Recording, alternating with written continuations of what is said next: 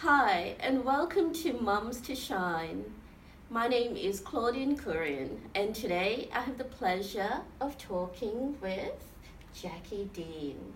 Jackie is a beautiful mom of three and a very talented photographer with her own business. Welcome, Jackie. Thank you, Claudine. Now, Jackie, your story started when you actually came to Australia. Yes. So, what made you come to Australia? I came to Australia in 1982 with my husband and three very young children. And my husband's partner really wanted to live in Australia. So the two families came to Sydney. Yes.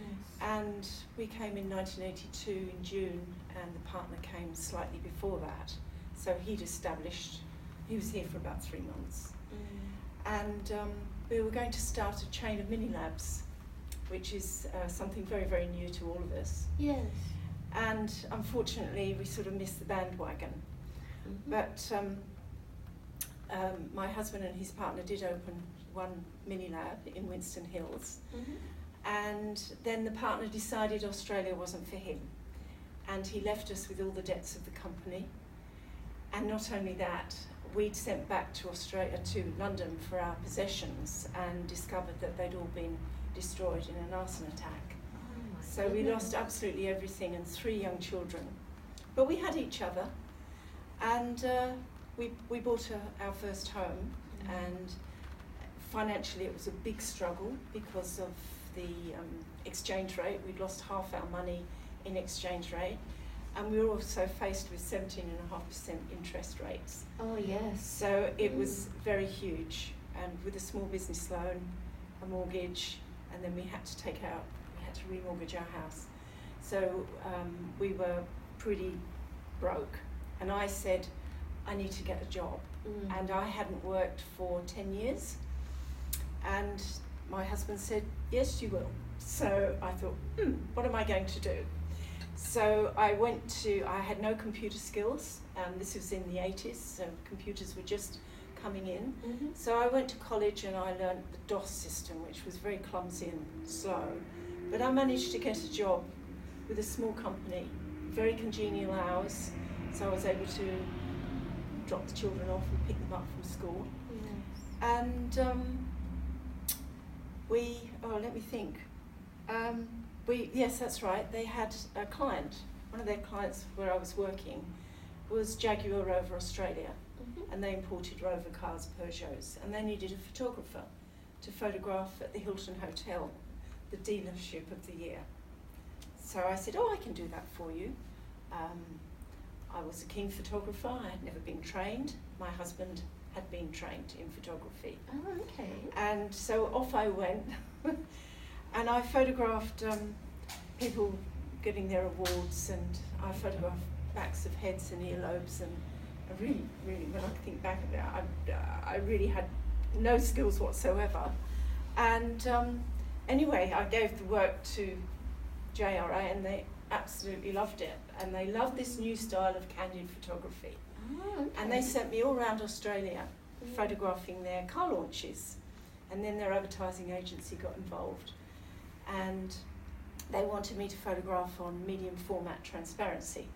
And I really thought, I think I need to go and get some training. What is that? Oh, it's like big slide film. Oh. So I went to college for 3 years. My husband really didn't want me to do it because we had 3 young children. But I think as a woman you have to be very determined, and you just follow what your heart tells you. And so I went to college for 3 years, and just as I just graduated, and I went to a party, and I met a journalist. And about a year later, he rang me up and said, could you show me your portfolio? Well, my portfolio didn't really have a huge amount of work in it at this stage. And he wanted some travel shots. Well, we didn't have any money to travel. So anyway, I showed him my portfolio that I'd done at college. And one of my main projects was looking at race courses around Australia and photographing behind the scenes, and women weren't allowed in the jockey room then, so I had to photograph outside the jockey room. But I got pictures of Bob Hawke scratching his ear and doing his bets, and I showed him this, and he said, "This is exactly what I want." He said, "Will you come to Argentina with me to photograph the polo?" Well, I knew nothing about polo, and I said to my husband, "Oh, please," I said, "I'd love to do this." And he said, "You can't go." And I said, "But, you know, where else am I going to get this opportunity? And it might be very good for our business." And so I went for a whole month, travelling right down to Tierra del Fuego, and we photographed the polo every weekend, and then we did travel destination stories on Butch Cassidy and the Sundance Kid. We met relatives and photographed them, and yeah, it was amazing. It was absolutely fantastic. So I then got the travel bug. Oh, okay. And we ended up travelling around the world photographing polo for 10 years. Wow. So it was never lucrative, but it opened so many doors for me. And Nikon there was a magazine called, it was an in-flight magazine for Ansett, when Ansett were flying. I don't suppose you know who Ansett was. Yes, I haven't heard that name for a long time. And they had an in-flight magazine, and they gave me 10 pages of my work because I'd won a competition with the photographs I'd taken in Argentina. Yeah. So just things started rolling and developing, and our business just took off, just from that free advertising of 10 pages. It was very, very fortunate. So, and then what happened after that? Well, I was doing a lot of architectural work, mainly photographing buildings, interiors, products. We closed the mini lab and we opened a studio where we developed our own film, and my husband was printing and I was doing all the photography. But you know, digital came in, and the lab really wasn't doing terribly well, so we moved the business to home. And there's absolutely nothing wrong with working from home. I think it used to be considered just not quite professional, but it actually made us debt free. So oh, really? Yeah. So we worked really, really hard, and unfortunately my husband became very ill, and we were going to do all these lovely things and travel together, and sadly he passed away. So I'm now a single mum with 3 adult children, and so that's where I'm at the moment. My commercial work is still there, but I'm developing my own personal projects now. So wonderful. So Jackie, you mentioned that you traveled for about 10 years doing photography. How did you manage being a mom and traveling? Very good question. Well, my husband was very good at making macaroni cheese, and occasionally he put tomato on the top to make it a little bit different. But look, it makes the children. I sent my son to cookery classes when he was 7. I really wanted my boy to become a really good husband to somebody, so he could cook and sew buttons on. So I taught him all those skills. Yes. And he still loves cooking. So it's very good for mums to teach their boys to cook. Yes. Yeah. And you mentioned that when you started off in your photography career, your husband, your partner, actually said no several times to you. He did. So how did you really go about persuading him and really sticking to your guns and holding true to your dream? I think if you're really passionate about something, I think you have to do it. And I don't want to sound selfish, I'm not a selfish person, but it always paid off. And I can give you an example. We were photographing at Dora Creek for a brick company, and there was a huge house, and it sort of mirrored itself. It was a massive, great mansion, and at the bottom of the garden was a creek, and I heard this sort of sound in the tree, and my husband was setting up the tripod for me, and the light wasn't really very good anyway, but we were there all day, and he said, "Come on, you've got to start." And I said, no, I hear this bird that I don't know what it is. Mm-hmm. And it was a huge darter bird with her young chicks in the tree. And anyway, I was there for about half an hour. I really wanted to get her flying off. She kept going to the river, collecting fish and coming back and feeding her young. Yeah. And then she walked to the end of this dead tree, and she turned around and looked at me, and I got the shot. And I'd waited sort of half an hour for this shot. Yes. And I knew it was a strong image. And I entered it into the Loop Awards, the International Loop Awards. And it got runner-up prize in the category. I think I won $1,000. And I was absolutely over the moon.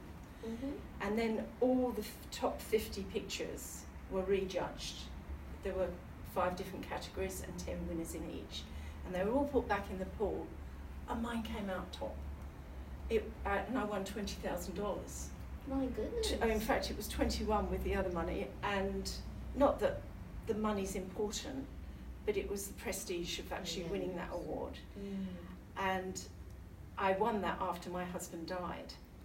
And I kept saying, "I told you so." So you have to follow your dream. You have to be passionate about what you're doing. And I think just absorb as much as you can through the arts, whether it's dance, going to museums, going to art galleries.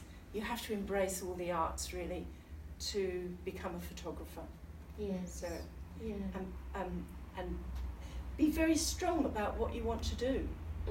Wanted to go and do things, and your husband said no.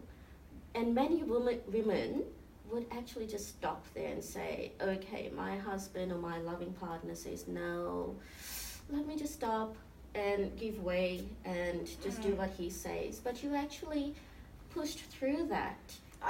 You did it in a respectful way. Well, I don't like the word no when I have a passion and a vision. And so, yeah, there are ways of dealing with it. I mean, the main reason was, I suppose I was earning quite well doing the commercial work, and I'd be out of the business for a while. Yes. But it paid off eventually. And and he was always very pleased to see me when I came home. So yes, that worked out quite well. But you know, as I was saying, in the polo world, it's you're mixing with princes and you know, and royalty, and that is. I mean, I came from the East End of London, so I wasn't really interested in the parties, and I was much more interested in behind the scenes, and talking to the grooms, and you know, going and seeing the horses. I wasn't really interested in the cocktail parties, although I had to go. So that was, but it helped me negotiate further into my career. I think in any profession you need to join an association because it can be a very, very lonely business being in business, especially if you haven't got many employees. You need a network, and my network is the Australian Institute of Professional Photography, and I got involved locally, and then I got onto the board, onto the national board as national treasurer. I used to call myself the national treasure, really, because it was a pretty tough business, and all men. Most of them had beards, and they were very hairy, scary people. And I was the first female president. So that was really, really good for women. And when I first joined the Institute, I would say probably a third of membership were women and the rest men. And then now things have completely reversed. I think young women who aspire to be photographers, they start photographing their own children, and their husbands have got good jobs, so they've got that support to start. But if you're single, you can still do it. I urge anybody to join the AIPP, and there's several programs for students, for emerging members, and then for full membership. And it's a big education for photographers.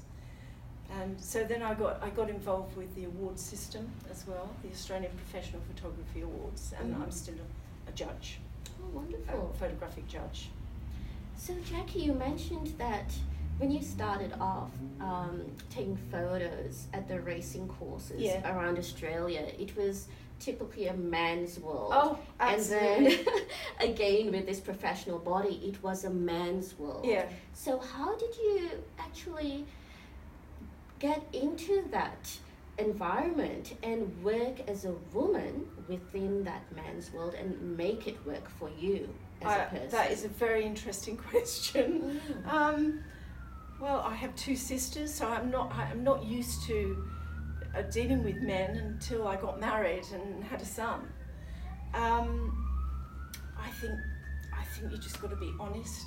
And I mean, I've worked on building sites where, you know, you have to wear your hobnail boots and hat and goggles, and sometimes you walk into a man's office and they don't even look up to acknowledge you.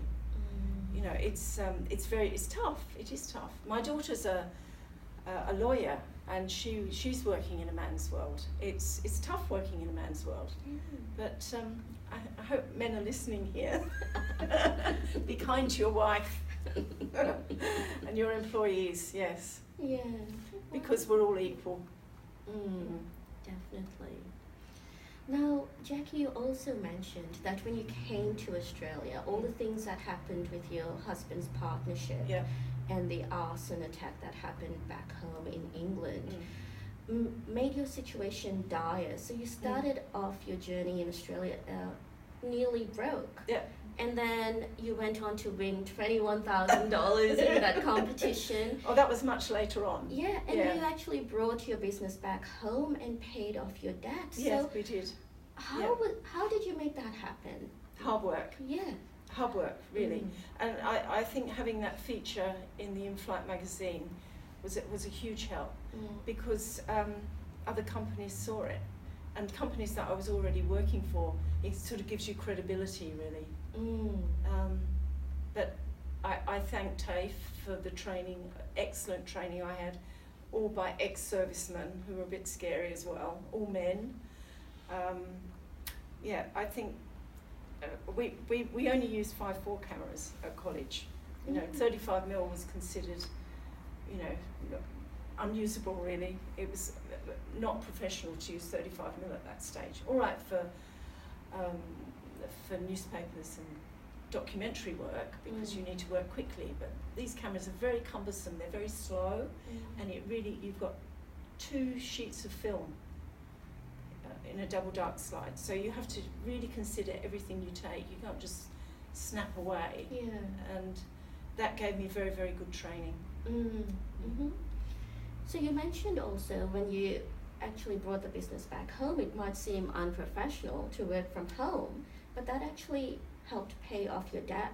You didn't keep up with the Joneses, and you didn't have that type of mentality, it seems. No, I think my East End upbringing really helped. My husband came from quite a wealthy family, and he found it very, very hard. He found it hard to cope with the fact that I suppose I was the main breadwinner at that stage, and I think he did find it very tough. But we were a good partnership. You know, he when I was president, he was a huge help to me, because that sucked me away from my business. But I think it's good to give back. It's really, really good to give back to a community. So I gave a lot of my years to the AIPP, and to my husband and my wonderful children, and my profession. So I'm working on personal projects now. Oh, wonderful. And you mentioned that your husband was such a great support. He was. And you were married for quite a long time. Yeah, we were married for over 40 years. Yeah. And then the tragedy happened. Mm. Yes. How did you cope with that? Oh, not very well, really. I thought I was coping. I was teaching part-time at TAFE, and I went straight back after he died. He died during the school holidays, so I went straight back. And it's interesting, people don't like to look at you. They don't know what to say. They don't know what to do. But I just spoke to people, and I said I was fine. Yes. And he had a very, very good send-off. And the students loved him, absolutely loved him. So that was important to me, that the students did adore him and respected him. And I ended up with this thing called transglobal amnesia. And I went to visit my daughter, and I think I'd been so stressed and hidden it. Yeah. And it's really, really important not to do this. I ended up asking the same question to my daughter, but totally unaware of it. And I ended up in hospital for a few days, had a few tests, they couldn't find anything wrong, so they said it was this transglobal amnesia brought on by severe stress. So I have to be careful. I think it's important to maybe have a psychologist that you can talk to, especially times like this. So now I see a psychologist once a month just to talk about things. Yeah. And it really helps. So yeah, putting those support structures in your life is very important. Absolutely. You've got to look after yourself before you can look after anybody else. Definitely. Thank you so much for sharing that. It's lovely, Claudine. I'm very happy where I am. And you mentioned some new projects that you're working on. Yes, Jackie. I'm working on. Last year, I was very fortunate to get an artist residency at Bundanon, which is Arthur Boyd's residency in Nowra. And I was there for a whole month. My project is photographing noxious weeds in a very special way. So I photograph them with a macro lens, and I focus stack them. So you might have 50 images on a tiny little flower like that, so you can get it all in focus. So that's going to be an exhibition next year.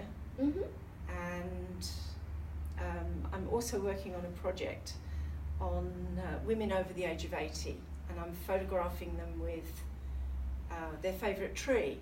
So if anybody has a mum or an aunt or anybody they know, a friend who's over the age of 80, I'd like them to have done something really interesting in their life, whether it's having 10 kids or being involved with the arts or whatever. But if they're happy to do it, I'd love to have them in my project. So I'm looking for 30 women. Excellent. So if there are mums out there with their own mums who are that age or aunts, please contact us. I'm happy to travel interstate for that too. So. Now, Jackie, you've gone through so much in your life, and you've built up a successful business. You've raised your 3 children. You've traveled around the world, and you've built great support structures to support you throughout your journey. What is one key piece of advice that you would give to your younger self? Well, I wished I'd actually started earlier. I think I used to be very shy. Well, I suppose I am still shy. But I was told that shyness was a selfish thing, and I don't like to think of myself as selfish. So I would definitely probably work harder at school. I struggled at school because I had a bad eye, and I always had my good eye covered, so I could never see anything. And I think that really sort of restricted me. And so as a younger self, I would certainly start going to art galleries earlier than I did. And I did start going when I was about 11. So I think just be passionate about what you do, and enjoy life. Enjoy every day. I enjoy it every single day. I wake up and I think, aren't I lucky to be here? So. Wonderful. And we are so lucky to have you here with us today. Well, I'm very interested in the project, and I hope it all goes well. Oh, thank you so much, Jackie. You have been a treasure. So you named yourself quite well when you went and became part of that board. Oh. The Yes. the treasure instead of the treasurer. Jackie, thank you so much for sharing. My pleasure. Your story. Thank you, Claudine. Yes, and I'm sure that women and mums out there will really benefit from hearing how you heard the word no, but you didn't let it stop you. You actually went out and made your dream happen. You raised 3 great kids. Yeah, they're interesting young people too. And you made quite a unique life for yourself. And it wouldn't have happened if you'd listened to that no, or you'd been still shy and quiet and not taken that opportunity. Yeah, I suppose it's always deep in there somewhere, isn't it? I think everybody has something to give. Definitely. Thank you so much for joining us today for our session Thank you. with Jackie Dean. It was so wonderful hearing her story and how she actually went through and made a life for herself. Despite what was happening around her, despite working in a man's world, she took it by the throat and made it her world. So I look forward to sharing many more interviews with amazing mums out there. Stay tuned. Thank you for joining us today. Thank you. Oh,